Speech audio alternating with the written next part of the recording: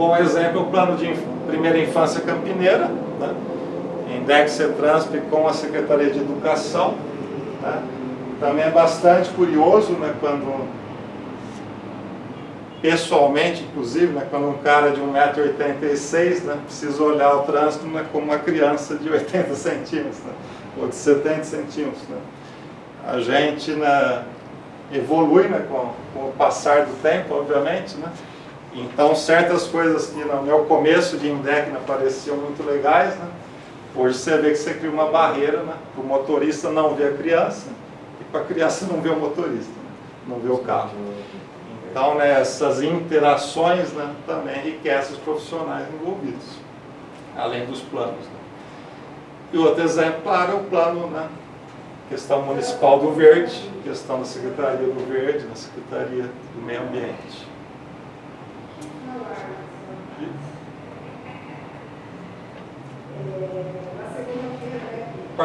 Participação popular já comentamos, né? Mas, né, reitero, né, que provavelmente mês que vem ou ainda este ano vamos ter uma conversa aberta com a população sobre a atualização de plano de mobilidade. Vamos divulgar isso bastante e é extremamente importante a presença de todos vocês, né? Assim como de vários outros conselhos, né? A gente tem muito mais proximidade, né, por conta do assunto, né? O Conselho de Mobilidade Urbana, né? Mas, né, nessa discussão tem que estar todos, né? Inclusive na universidades, né, outros conselhos, população em geral, né? É importante que todos contribuam, porque é o futuro da mobilidade nossa que está em discussão, né? Com certeza é uma coisa que influencia a todos, né, para bem ou para mal. Então, quanto mais enriquecida a discussão, né, as ações propostas, as metas traçadas, né, é importante para a qualificação da mobilidade de Campinas.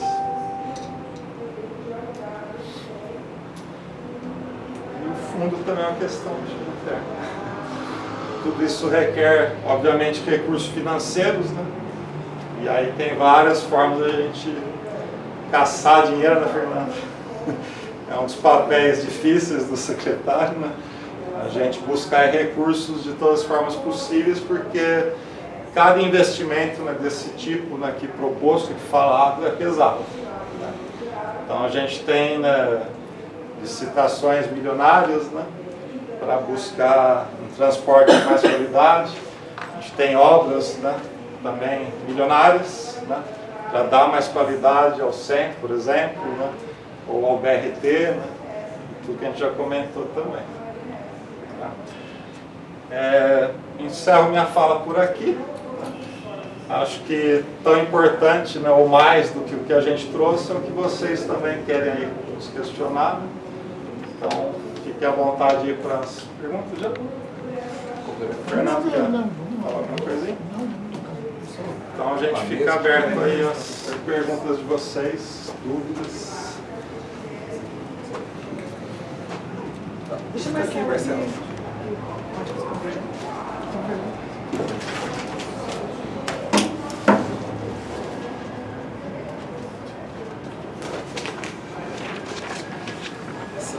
Senta aqui.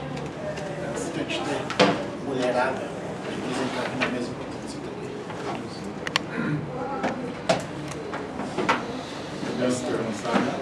Só vou fazer uma primeira. Essas pesquisas de satisfação e essas outras indicadores, é possível também ser anexado na apresentação? Ficar disponível? As pesquisas especificamente de satisfação do usuário, né, elas historicamente têm um caráter interno de ajuste do sistema, né? Não sei se o Fernando pensa diferente, mas até sempre historicamente foi desenvolvida com essa pegada interna, né? Então, né, tem um pouquinho de formatação que precisaria, né, dar material para publicar externamente. Mas a gente consegue isso através da lei de acesso à informação, né? Sim. Então, isso que eu ia falar, desde que não tenha dados sensíveis. Isso. Que a comissão trabalha muito com dados. Então, se tiver alguma forma de criar formato possível, acho que vai contribuir bastante para a avaliação. Vou iniciar as perguntas dos conselheiros, que a minha era só uma contrapartida. Vou fazer uma pergunta para o Marcelo. Ele falou eu esqueci o termo, do ônibus de Curitiba, que é menor do que o de Campinas. A gente chama de IPK, né? É índice de passageiro por quilômetro. Né? No caso de lá é maior que o daqui. Né? Porque tem mais pessoas que utilizam o sistema, seria isso, Tem né? muito mais passageiros, né, por quilômetro que cada ônibus tem que rodar. Isso. Então, né... Desculpa, pode completar a pergunta. Não, pode falar. Então, o que a gente associa muito, né? Quando uma cidade é muito espraiada, né? Campinas é um exemplo de uma cidade muito espraiada, né? Ela é muito esticada, né, no território, e os ônibus andam muito para poder atender esses cidadãos, né, esses munícipes que estão espalhados no território. Né? Se ele anda muito, né, tem toda uma questão de tempo, de combustível, de mão de obra, de infraestrutura, né, que também vai crescendo esses custos. Né? Então, né, é um pouco difícil, né, quando a gente escuta, né, comparações diretas, né, porque, mas em Curitiba, né, a tarifa é não sei quanto, né, porque realmente não daria para comparar em termos técnicos. Porém, né, de novo em termos técnicos, né, é um referencial fundamental de onde que a gente quer caminhar com o município.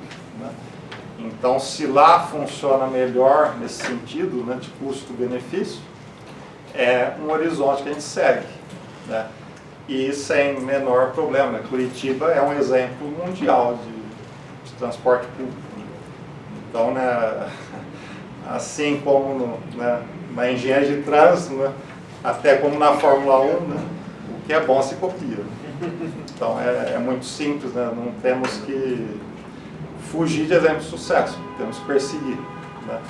Então, nesse caso, né, se a gente tem uma cidade mais adensada, né, que é justamente o que a gente falou aqui, né, justamente que o plano diretor, né, carregou bastante, né, nessa versão, né, você preencher os vazios, né, você realmente ter gente, né, que vai usar o transporte sem exigir que esse transporte tenha que andar muito mais ainda para buscar uma pessoa, né, a 10 quilômetros mais longe do que é hoje. Né. Então, nesse adensamento, nessa compactação, né, é extremamente benéfica para todos os serviços, né? E os transportes públicos principalmente. Posso? Pode. Você queria falar antes? Não, por favor, porque você falou não faça. Não, pode perguntar a pergunta. Mesmo? Primeira, obrigada pela apresentação, é importante a gente ver os dados. Tem algumas perguntas. Primeiras, os dados de pesquisa que vocês fazem, eles são transparentes para a população? Se são pesquisas técnicas para orientar o trabalho. Com respeito à pesquisa origem e destino, que é uma pesquisa cara e complexa, se existe algum horizonte para que isso aconteça, que eu acho que facilita muito o trabalho de vocês. E a terceira questão, que eu vejo uma contradição, porque o plano diretor ele insiste no adensamento, no entanto, ampliou a área urbana. Então, uma coisa não combina muito com a outra. E nesse sentido, em geral, as periferias tendem a ser menos adensadas, mas com pessoas mais pobres, com menos renda, o que significaria uma prioridade do uso de transporte público, mesmo, né, ouvindo sua fala de que a Campinas é uma cidade que adota muito carro, e eu imagino que isso, em grande parte, são faixas de rendas médias ou altas. Então, essas contradições, a gente está aqui um pouco para isso, né? Como que o plano diretor eventualmente consegue direcionar, porque eu vejo que tem ambiguidades. Então, assim, como é que você vai levar com uma tarifa possível transporte até uma longa distância com esse tamanho da cidade para as populações que mais precisam? Isso ainda ficou um pouquinho parecendo uma mágica a ser resolvida. Obrigada. Bom, a OD acho que é mais fácil. Essa é mais fácil. Que bom. As outras eu compartilho. A última que a gente tem é de 2011, né? Então, a OD, né, não é do município, não é executada, né, Sim. paga, né, em português bem claro, né, ela não é paga pelo município, né, a OD é do governo do estado. A última que a gente tem é de 2011, né? Inclusive no desenvolvimento do nosso plano viário, né? A gente precisou, tem todas as simulações ali, né, incorporadas e tal. A gente precisou atualizar, né, com algumas metodologias, né, um pouquinho dessa OD, né, para poder entrar no plano viário 2020. Né? E, né, vindo do governo do estado, né, o que a gente tem, não me lembro se é uma posição oficial, né, mas o que a gente tem de conhecimento é 2031, né, ele estaria realizando, entregando uma nova OD. Né? É extremamente importante, né? Mas vai entrar na próxima janela de planos. Né? Sempre a tempo, sempre extremamente importante. Né? A gente pegaria a nova atualização do nosso plano de mobilidade, já seria bastante beneficiado com essa nova OD. Né? As pesquisas, né? Acho que fica uma lição de casa da gente desenvolver, né? Materiais mais externos, né? Culturalmente, né, a gente tem esse vício, né, um pouco, né, de desenvolver muitos números para uso, né, da equipe técnica, né, mas, né, acho que hoje a gente está no meio desse caminho. Né? Então, por exemplo, os cadernos de sinistralidade, né, eles estão no site da INDEC, né, disponíveis, né? Inclusive, não sei se alguém acompanha mais de perto esses cadernos, né? Mas a gente mudou, né? Se você olhar os cadernos de 2010, 2011, 2012, né? Eles tratavam estritamente do tráfego, né? Dos acidentes, dos sinistros, né? De competência municipal. Né? Então, né, os sinistros que ocorriam na malha, que a INDEC e a CETRANSP cuida, né? A gente desenvolvia os cadernos em cima disso, ou seja, o foco totalmente, né, como gestor municipal, e o foco na sua área de atuação. Hoje, né, você vê os cadernos já com uma pegada diferente, né? Ele olha o município como um todo, né? Então o acidente foi na rodovia Anguera, é Campinas, o trecho da Anguera de Campinas. Então ele também está ali nesse caderno, por quê?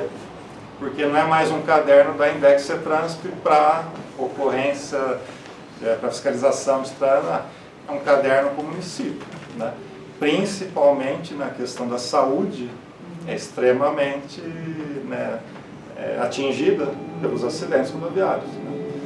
Então, né, a gente aos pouquinhos tem recalibrado esses vícios, né? E ampliado essa visão de que realmente os dados não são indexados, são muito mais. A gente tem colhido muito mais em outras fontes, né? E entregado muito mais também nessas outras fontes. Ainda tem muito a desenvolver, né? Mas, né, o site tem evoluído também nesse sentido, né? Disponibilizar cada vez mais coisas. Né? A gente tem até, se você olhar o site na parte de transporte, né? Ele tem ali indicadores já meio que até online, né? De cumprimento de viagem, né? De essa questão de transporte, de atrasos, de adiantamentos, né? Você vai ver uns reloginhos, né? que traz essa informação bem atualizada, né? E ao mesmo tempo tem muitos indicadores que a gente precisa realmente trabalhar mais para dar essa disponibilização no site, né? Para facilitar mais, sem ter requerimentos, sem ter necessidade de pedir. Né? Então acho que é um caminho que a gente vai trilhando aos poucos, né, Fernando? Pegando o gancho, e a gente cobra o governo do estado da pesquisa OD já faz bastante tempo já. Então, para a gente conseguir balizar muito das ações que a gente toma, a gente a cada 6 meses manda ofício, agora tem essa posição que eles passaram, mas até eu acho, se vocês pudessem fazer algum ofício direcionado à secretaria, eu me comprometo de passar para eles também. Há umas 3 semanas teve um evento em Sorocaba, um fórum de secretários, e estava um conhecido meu do governo do estado. E aí ele falou que existe uma previsão de do Estado fazer a OAD no interior. Estava a região metropolitana de Sorocaba, Ribeirão Preto, e eu pedi, pô, a gente está perto, a gente é tão grande, se vocês pudessem, com todo o respeito às outras cidades, mas para a gente, como ferramenta de dados, seria muito, muito útil mesmo. Então, a gente está cobrando, e se vocês quiserem fazer ofício, encaminhar para mim, eu me comprometo a mandar também, acho que reforça muito, né? É o lema aqui da cidade, as andorinhas, então uma andorinha só não faz verão, então quanto mais gente ajudar, melhor. Referente aos dados, parabéns pela pergunta, faz 4 anos que eu estou aqui, eu nunca tinha ouvido alguma colocação como essa, e eu comecei a pensar. Quando a gente chegou aqui, eu, a Gi e a equipe, eu trabalhei em São Paulo por 5 anos, lá em São Paulo tinha o MobLab, não sei se vocês já ouviram falar, o laboratório da mobilidade, começou na gestão Haddad, estava na gestão Dória, e lá eu tive alguns contatos com dados e vi como que isso era legal para a informação do público geral, para a informação de diversas pessoas, e como você conseguia fazer uma cadeia de inovação e de conhecimento disso. A gente não conseguiu fazer o nosso laboratório de inovação ainda aqui, mas a gente tem essa ideia de cada vez abrir mais dados, sempre na medida do possível. Um grande salto que a gente teve foi no nosso site. Se você for lá, você já vê os nossos indicadores, e aí é engraçado, sendo bem sincero, porque como gestor público, quando você vai abrir dado, você pensa, pô, mas eu vou ficar muito, quase que nu, eu vou mostrar as falhas do sistema. E o que é legal é que quando você tem acesso aos dados, você vê que o sistema não é tão ruim, ou não é ruim. Os nossos cumprimentos de partida, efetividade e diversas outras coisas são muito bons. Então eu acho que isso ajuda, primeiro, a ter uma relação muito mais clara, mas ajuda também muito como argumento, porque, lógico, quebrar ônibus, atrasar ônibus, mas quando você pega o número de cumprimento de partidas de 95, 96, Campinas é uma cidade muito grande, então isso até ajuda a gente um pouco. Isso posto, a gente tem alguns convênios também, tem algumas parcerias, não sei se vocês conhecem a Bloomberg, a WRI, eu acho que eles trouxeram muito esse frescor também de ajudar com dados e até talvez ter um olhar externo para ver como é que a gente poderia deixar esse dado de uma maneira mais simples, e que eu brinco de uma maneira que a minha mãe, que uma senhora de 65 anos, consiga entender. Então a gente tem alguns cadernos de sinistralidade, de algumas coisas que a gente já consegue, por meio de imagens ou por meio de modos muito mais simples, entender o que está lá. Porque às vezes você pega aquelas tabelas enormes, quem é técnico, quem trabalha com isso ama, mas você não consegue ser efetivo no público geral. Então acho que esse caminho já está sendo feito, mas a gente precisa melhorar muito ainda. A gente precisa melhorar muito esse trabalho com dado que a gente tem. O setor público tem uma quantidade de dados enormes, mas eu admito que cada vez mais a gente usa, mas a gente precisa, primeiro, aprender a usar mais ainda e fazer políticas públicas baseadas em dados, e também tornar ele mais público, mais acessível por meio de APIs ou por meio de tecnologias ou até de maneira física, que a gente consiga trabalhar mais esse dado. Acho que é isso. Só complementando a questão do espraiamento, né? Não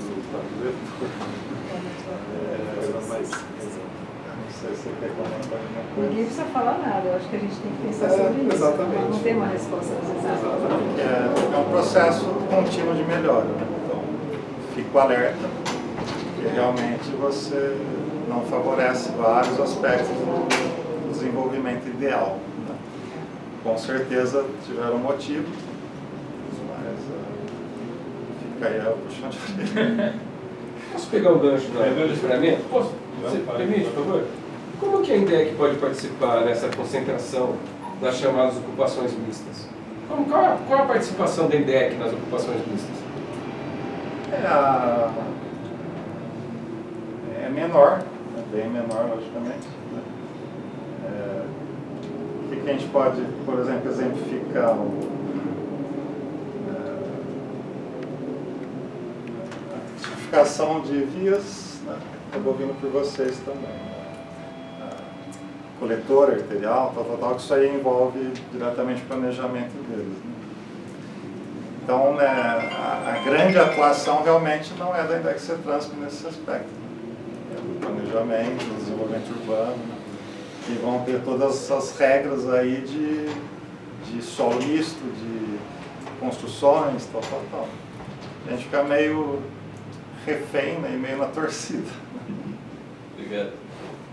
Então, tem umas 4 perguntas, posso fazer todas, se depois vai responder. Sim, se a gente esquecer, você repete. A primeira, 4 delas é baseada no artigo 53 do Plano Diretor, que é o que fala mais especificamente do transporte público. No caput do artigo 53 fala que tem que ter o plano viário para o município para os próximos 25 anos. A minha pergunta é se existe esse plano e quais são as metas de implementação desse plano. Por exemplo, tantos anos eu vou fazer X de ciclovia, X quilômetros de ciclovia. Em tantos anos eu vou modificar, porque aqui fala da modificação modal do transporte coletivo. Ou seja, dando prioridade aos veículos movidos com fonte de energias renováveis, né, que é a nova licitação, ao meu ver, modesto ver, e como eu tenho visto algum comentário de outro, andou para trás, né? De 200 ônibus foi para 60 elétricos, depois agora já não exige mais nenhum. Não, exige sim, 60 elétricos. Nessa última licitação? Sim, senhor. Sai agora em outubro? Sim, senhor. Ah, tá. Então aquela que não exige os 60 já foi modificada, então. Não teve nenhuma que não exigiu 60. Em julho não tinha saído uma que... Não. Não, então tá certo. Tá. Bom, então eu queria saber em relação a esse planejamento estratégico dos 25 anos em relação, sobretudo, ciclovia e transporte coletivo, né, com fontes renováveis. E já entrando nessa nova licitação, eu vi que na apresentação você falou de parceria com o governo do estado, mas não vi em nenhum momento falar de parceria com o governo federal, né, porque tem um PAC mobilidade, inclusive esses ônibus elétricos vão ser através do PAC continuado. Né? Pelo menos eu vi lá. Né? Então, quais essas possibilidades de utilização desse PAC mobilidade para a renovação da frota e, sobretudo, com frota com fontes de energia renováveis? Tá? E depois, como se dá essa gestão? Você falou sobre a gestão participativa na INDEC. Como que efetivamente isso se dá? A gestão participativa na INDEC. Tá? E por último, que não tem a ver com o plano diretor, mas que é uma dificuldade que a gente tem encontrado na nossa região, a gente tem encontrado muitas dificuldades nas solicitações para a INDEC de melhoria de transporte públicos e outras coisas, abrigos na nossa região lá. Eu sou lá do residencial Campo Florido, da região de São Martim, quase divisa lá com Sumaré. Né?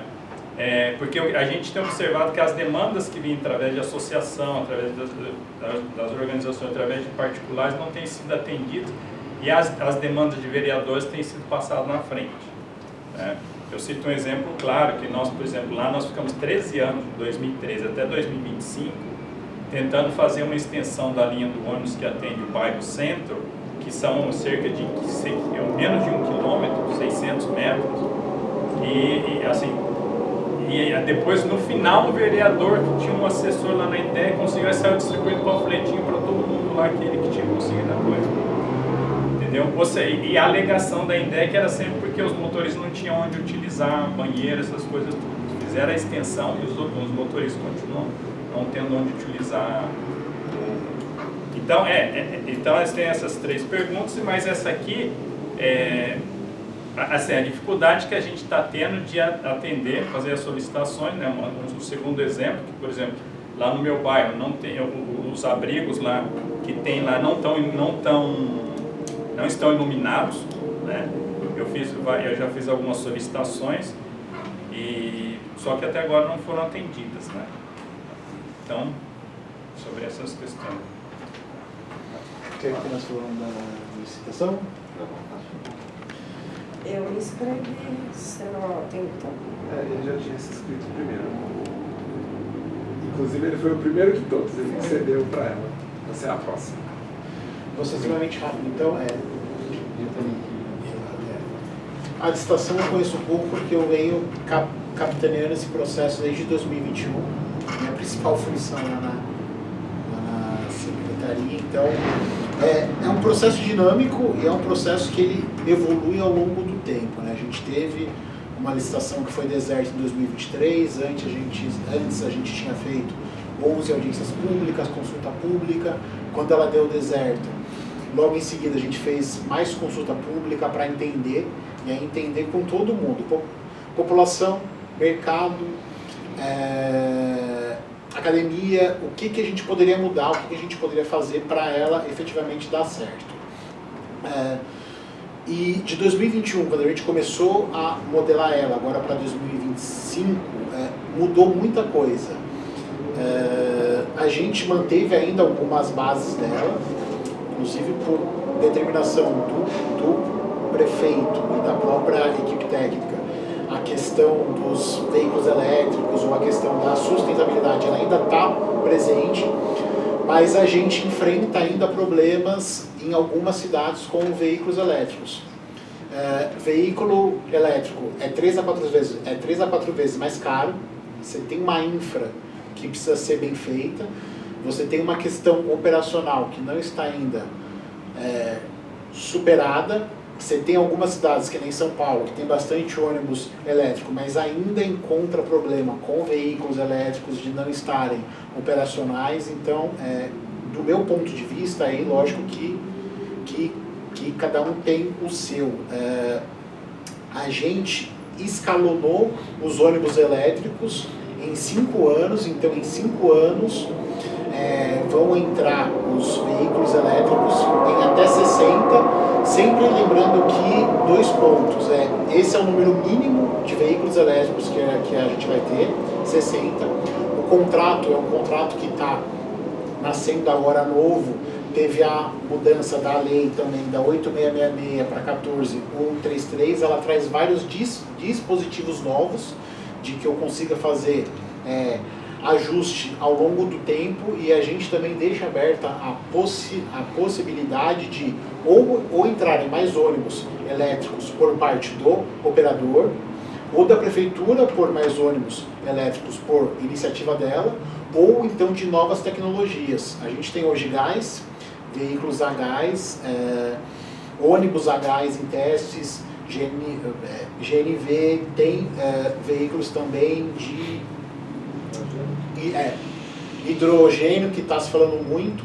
Eu não entendo muito disso, isso não é a minha praia, mas quem entende fala que o hidrogênio nos próximos 5 ou 6 anos vai ser uma tecnologia muito compatível e muito à frente, inclusive dos ônibus elétricos. Então, só para dar esse geral, nunca deixou de existir veículos elétricos, inclusive pedido do Ministério Público e do Tribunal de Contas de que a gente tenha sim o número de veículos elétricos, mas o que a gente afirma é que esse é o número mínimo de carros que vão ter, podendo ter mais ônibus além disso, havendo mais ônibus, a gente reajusta o contrato e além de estar aberto a novas tecnologias também. Questão do PAC, lembrando sempre que o PAC tem esse PAC contínuo agora, que ele é aberto tanto para a prefeitura como para as empresas de ônibus, então, como o próprio nome dele fala, ele é um PAC contínuo, mas isso depende muito de uma aprovação da prefeitura e do caixa da prefeitura efetivamente quando ela for comprar. Não é porque é PAC que é de graça, é empréstimo. lógico que há juros subsidiados, mas ainda assim é uma compra. A gente entende que a licitação saindo agora, a gente publica nas próximas semanas, e aí a gente tem, digamos, outras oportunidades da gente conseguir avançar, seja via ônibus locado ou comprado pela prefeitura e passado pro operador de ônibus, lógico que com reajuste de contrato, ou por compra do próprio operador de ônibus. De licitação, o que tinha mais? A ampliação do BRT, que a gente pode falar das estações, só para isso, você está passando isso. Posso falar? Não, é que a gente tem, né, um financiamento também via PAC de ampliação dos corredores da área central do BRT, são 4 estações BRT que a gente vai implantar aqui no corredor no Rótula, que a gente chama aqui de Rótula, no corredor central. Também tem o pavimento rígido nesses corredores, além de uma ampliação de plataformas no terminal central. Também a gente está pleiteando isso também junto ao PAC. Então, nesse quesito do transporte público, a gente também já tem ações junto ao PAC para ampliação, modernização do sistema. E só lembrando que essas obras de infra são a fundo perdido, então aí sim o governo federal destinando recurso do Tesouro para a gente conseguir fazer essas obras. A gente tem um problema, talvez conceitual ou não, de que a gente tem 2 eixos do BRT, que são bem grandes, que tem uma capacidade muito grande de levar pessoas. Eu falo isso porque se você vai para Sorocaba, por exemplo, que está perto, as estações são menores, as nossas são muito, digamos, dimensionadas para você ter um público, mas você tem um problema conceitual, talvez, de que em um dos locais que talvez onde você mais precisasse, que é quando o ônibus chega no centro para ele fazer o rótula, ele pega trânsito. Então a gente conseguiu a aprovação do PAC de 54 milhões para a gente requalificar todo o piso, deixar de piso rígido e fazer 4 estações aqui no centro, nível BRT com plataforma em nível, embarque, pré-embarque, para que a gente aí sim consiga dar agilidade no que a gente tem, porque hoje a gente tem meio que um modelo misto, ele desenvolve muito bem nos 2 eixos, mas quando ele chega aqui no centro, ele acaba tendo esse gargalo. Teve a questão que você falou também dos atendimentos e das demandas. A INDEC, aí eu falo como INDEC também, depois a gente fala, mas a quantidade de solicitações, reclamações, ou que a gente recebe é muito grande. A gente atende muita coisa dos munícipes também, disso